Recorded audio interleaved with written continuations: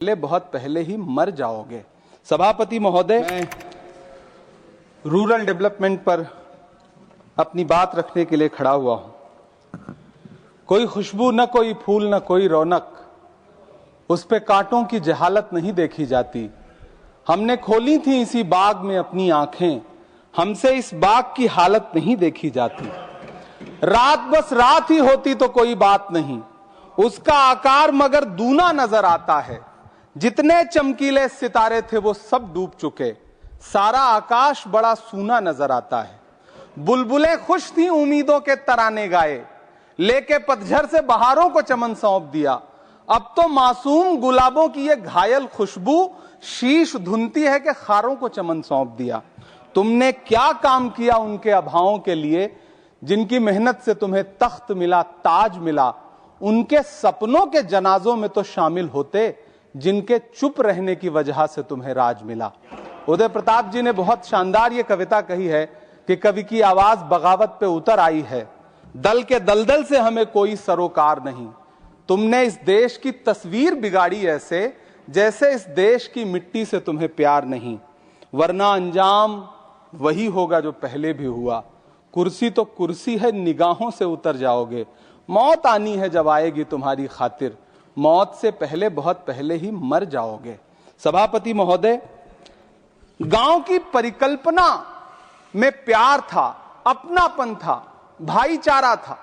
कभी महात्मा गांधी ने जब गांव का सपना बुना तो मुझे लगता है उसमें वो मोहब्बत थी कि गांव में अगर किसी बिटिया की शादी होती थी तो पूरा गांव अपने संसाधन लेकर के, कोई चारपाई लेकर के, कोई गुड़ लेकर के, कोई प्रेम लेकर के खड़ा हुआ करता था।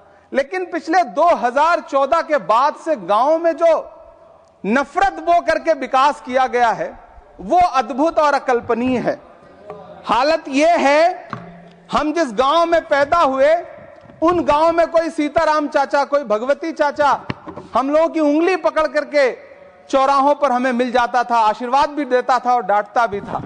लेकिन मौजूदा स्थिति यह हो गई है कि गांव में चाय, जो गुड़ की चाय बना करती थी, उसकी चकल्लस में जो चर्चा होती थी, उसमें जब से चाय में चर्चा वाली राजनीति घुसी है, उसने पूरे गांव का माहौल ऐसा कर दिया कि आप अब एक दूसरे से प्रेम से बैठ के बात भी नहीं कर सकते।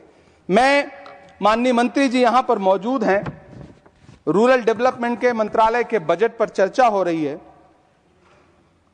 चाहे मनरेगा हो, चाहे किसान हो, सारा इससे जुड़ा वर्ग परेशान है। मजदूरों की स्थिति ऐसी है कि आप मनरेगा को प्रोत्साहित करने के बजाय मनरेगा को समाप्त करने की कोशिशों में लगे हुए। सच बात यह है कि राज्यों पर भार डाल करके आप मनरेगा खत्म कर देना चाहते हैं और उसके लिए आपने नाम लिया है कि आप उसका नाम बदल करके बीग्राम जी करके उसके पीछे आप इसको छुपा लेंगे। गांव में सड़कों की स्थिति खस्ता हाल है, चाहे उत्तर प्रदेश हो, चाहे मध्य प्रदेश हो, चाहे गुजरात हो, चाहे राजस्थान हो। गांव में सड़कों की स्थिति ऐसी है कि किसी गर्भवती महिला को अगर अस्पताल ले जाना हो तो सड़कें ऐसी हैं कि उन पे चलने वाले वाहन शायद अस्पताल तक महिलाएं पहुंच भी नहीं पाती हैं, उनका प्रसव रास्ते में ही हो जाता है।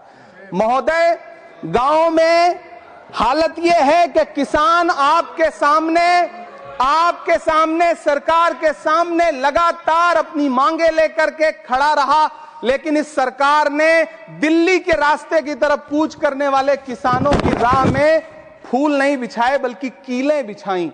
750 से ज्यादा किसान शहीद हुए। कीमत तो बहुत बढ़ गई शहरों में धान की, लेकिन विदा न हो सकी बेटी किसान की। मौका मिला तो लोगों ने कुर्सी के वास्ते तस्वीर ही बिगाड़ दी हिंदुस्तान की। सभापति महोदय, इस सरकार में बातें तो बड़ी बड़ी रहीं।